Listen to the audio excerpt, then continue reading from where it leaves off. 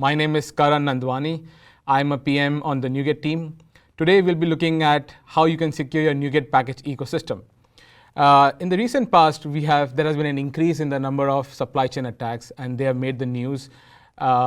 We have seen that there has been a propensity for using package managers as the mode of attack for some of these things. Today, let's recap some of these incidents and see what we can learn from them. So Homebrew is a package manager that you can use to install software on Linux and Mac OS. And there are many use cases here, such as setting up a dev box really quick with the essential tools that a new developer might need. Now, in this case, sometime last year, a security researcher was able to get access to the core Homebrew repositories. They had commit access to these repositories, which means they could have made a change, and that change would have flown to anybody that ran Homebrew update or recently installed Homebrew, and they would have gotten their malicious formulae. Now, the takeaway really here is that there was no way for the end user to protect themselves. So really what we are asking is the tools that a package manager should be able to detect if a package has been tampered and block installing such packages. In addition, there should be a way for package authors to stamp their identity on a package, and on the other end, for a package consumer to be able to validate this identity and confirm that this package truly came from who it says it came from. In a separate incident last year with NPM, the NPM account of the maintainer of a really popular package was compromised. The attacker went on to publish a malicious update that got into 4,500 accounts and got the credentials before it was taken down. Now, we should understand that this was not a fault on the npm.js side. The attacker was able to get the password and username for the maintainer from a third-party leak and was able to reuse it to gain access to the maintainer's npm.js account. So the clear takeaway here is that username and password security is simply not enough. In a separate incident, an attacker uses a different vector to target package users. They published several packages that looked very similar to a very, very popular package which has over 2.5 million weekly downloads. They then went on to these were all malicious packages that harvested environment variables from the victim's machine, and this attack went unnoticed for nearly 2 weeks. So the key takeaway here is that popular repositories should be able to detect and block typo squatting attempts. In addition, there should be a way for users to define which publishers they really trust, and if a package does not meet that specification, it should fail to install. Now, let's take a quick look at what does a typical NuGet workflow looks like and what are some of the best practices. So let's say I have an awesome library that I want to share with the world, and the obvious next step there would be to create a NuGet package. The first best practice here would be to author sign it. Now, author signing it allows me to stamp my identity on the package, and on the consumption side, it allows the consumer to validate that this package really came from me. Next, I want to publish this package to, let's say, NuGet.org. Last year, NuGet.org adopted MSA-based authentication, which allows users to opt into 2FA. Now, setting up 2FA is really easy. It is literally 3 steps after you log into NuGet.org. Now, if you are an enterprise customer that uses Azure Active Directory to log in, you can ask your admin to enable 2FA, and it's just that easy. As we have seen, enabling 2FA would have prevented several of these attacks that we looked at. The next step here really is to publish this package to NuGet.org. Now, when a package is being pushed to NuGet.org, we actively check if this package ID looks very similar to an existing package. And if it does, we block it from publishing at that point itself. After it passes that and it does not look similar to an existing package, it undergoes several checks to see, including virus scanning, to ensure that this package is safe for consumption. Once it passes these checks, NuGet.org then signs it with its own repository signing cert. This way, you can be guaranteed that this package is truly coming from NuGet.org, even if you are using it through, let's say, ADO, using an upstream source, or this package or rehosted on an internal feed, etc. Now, let's look. This was the publishing side of things. Let's see what we can do when you're consuming these packages. So, to begin, we have something called as client trust policies. This allows a package consumer to define policies that say, I want to trust a package that has been authored by a certain author, or I only want to trust packages that come from a specific feed, let's say NuGet.org, and you can get more specific by saying only by these specific users or accounts. Let's take a look at a quick demo of how you can do this in your day-to-day flow. So I have a solution that is NuGet Cleaner. I've been working on this side project for a while now, along with the new PM on the team. And I want to implement client trust policies. The first thing that I did here was add a new NuGet.config file. And this file is at the solution level. This is necessary to isolate the settings that I want to apply to this solution from the other solutions that I might have on my machine. So the first thing I really want to do here is start using, start validating signatures when the package is being installed. The way you would do that is by setting the signature validation mode to require. What this does is every time you install a NuGet package to any project in the solution, it will check that the package has a valid signature. Now, this happens at the time of installation, which means when the package is being extracted, it checks for this signature, and then that point onwards, that package is assumed to be safe. Hence, it is a best practice to add a new global packages folder, which is exclusive for the trusted packages that you want to use with this solution. The way you can do that is simply by adding a new key called global packages folder and defining that folder. Now, let me quickly close the solution and reopen it so that the new config can take effect. All right, so let's try to install some NuGet packages into this project. I'm going to try to install nutancer.json, and what do we have here? The package failed to install, although it has a valid signature. The reason for that is, although we said we want to validate packages on installation, but we did not really specify what packages or sources we trust. So the next thing to do here is define NuGet.org as a trusted package source. The way you can do that is using the NuGet trusted signers command, and you can say add a new trusted signer and say NuGet.org.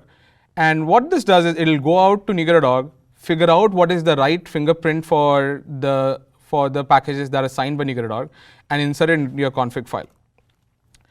So I'm going to once again reload my solution for the settings to take effect, and let's try to install that package again. And as expected, this package now successfully gets installed.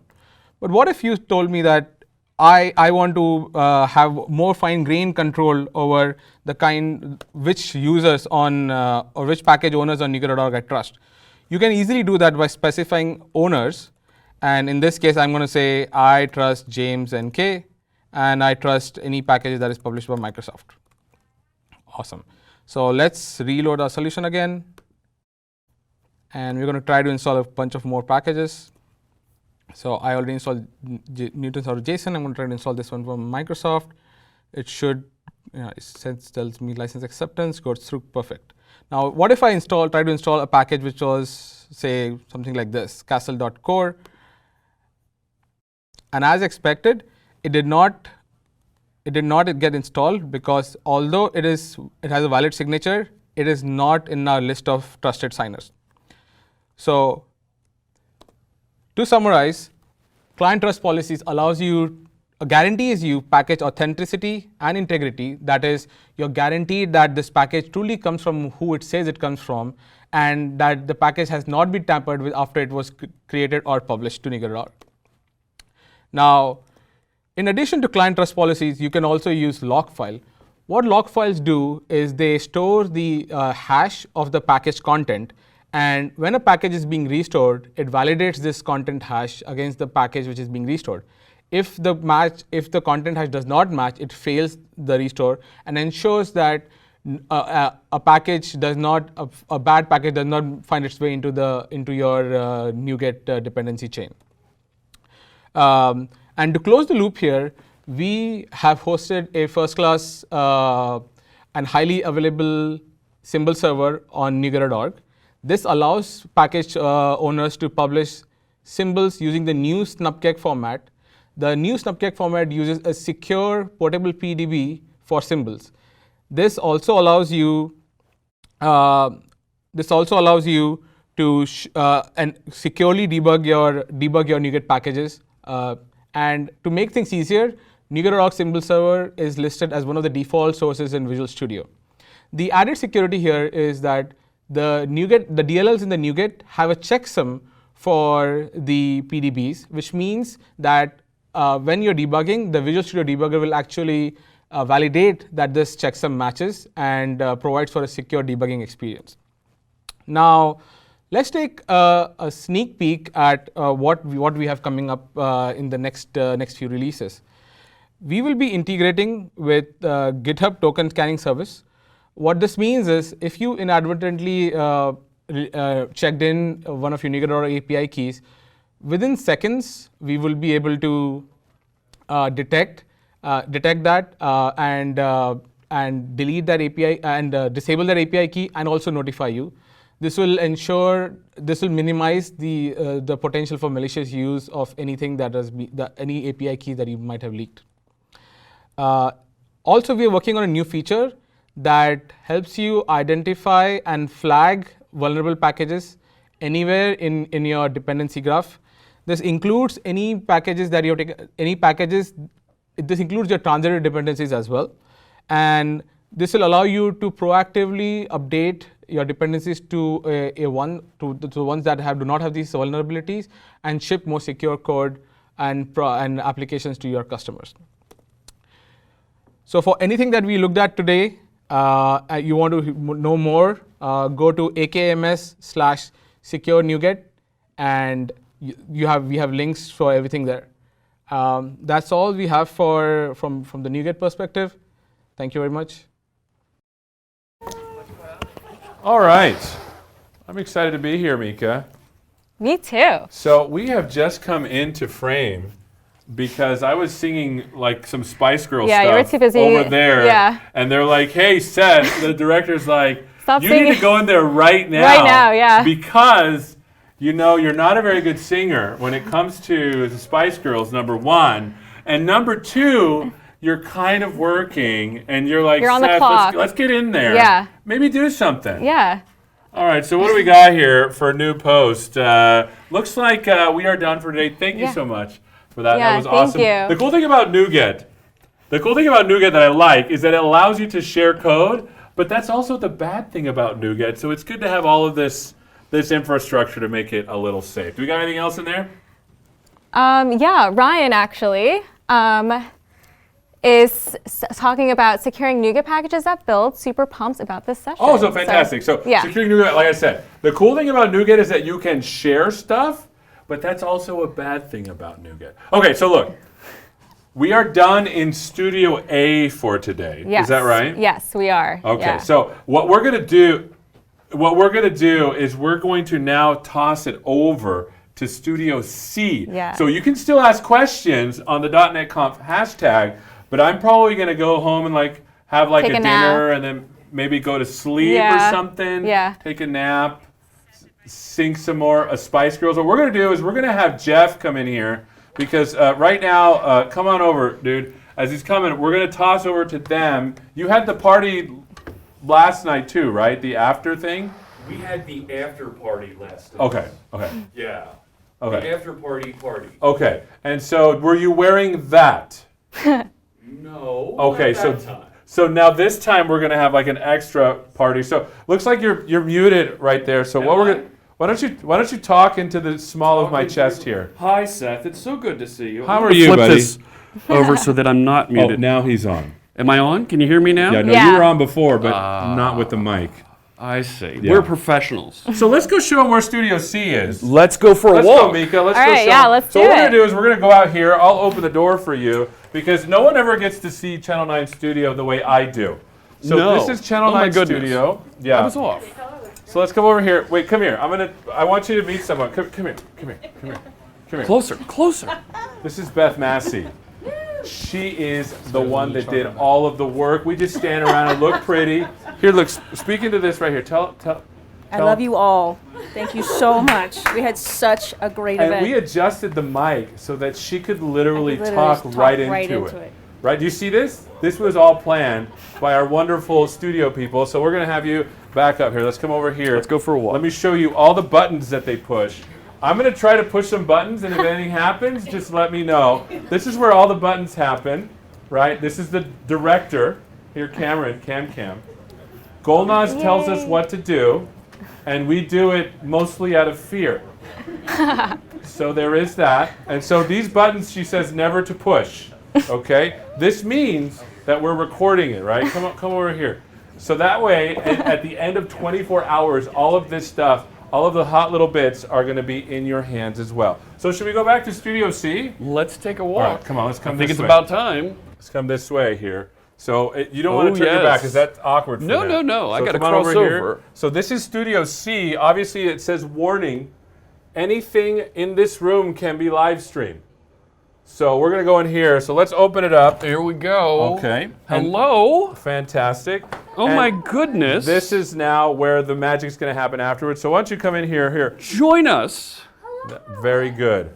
Oh my gosh. So we're about to go live, 24 hours straight on Twitch, twitch.tv/Visual Studio. If you're out there, if you're watching on Twitch, click that follow button. You want to follow along. You want to know what's happening because we've got lots more content after .NET Conf for you, but we've got our crack team of hosts all throughout the day. You're going to see a bunch of folks hosting, showing content throughout the day. All right. Every time zone. So they are telling me to rap in my ear because I have a special earpiece that makes me get into really special places all the time. It's really fantastic. So we're going to wrap it up here with the .NET Conf from Studio A. Oh, they tell me to keep talking. So Javier here is the other mastermind that you may not hear. Let me scoop down so you can talk into. He does all of the website stuff, and he brought up a beautiful dashboard. You're welcome. Hold on, let me get closer. You are welcome. Thank you. Thank you. So here's how technical we are. Look at I have this. Double keyboards. 2 keyboards. Because I have to. This is a use 2-keyboard show. It is it's great, and there's more buttons. Look over at all there. these buttons. There's buttons. Don't everywhere. push this one. No, though. They told us that this will cause issues. It is not good. There's literally an X there that says don't push it. But I kind of want to push it. All right, no. So before we go, we'd like to say thank you for those that were with us in Studio A. We're going to turn it over to Studio C after a short little break, but to go to twitch.tv/Visual Studio to continue all of the joy and the fun. Make sure you tune in. See you there. Hit the button.